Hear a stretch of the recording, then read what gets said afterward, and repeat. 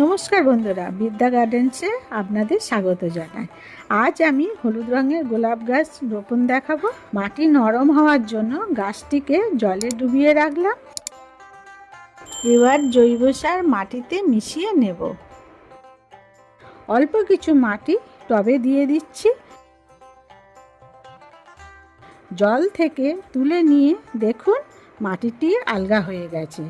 গাছটি এবার টবে বসিয়ে দিলাম। তার সঙ্গে আরও কিছু মাটি দিয়ে দিচ্ছি।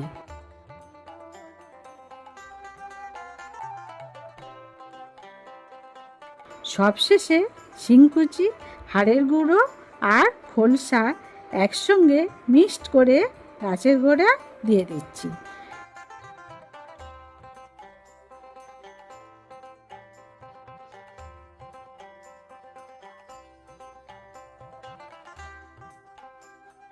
এবার পরিমাণ মতো জল দিয়ে দিচ্ছি। প্রায় 15 দিন পর দেখুন গাছ থেকে কি সুন্দর কচরা বেরিয়েছে।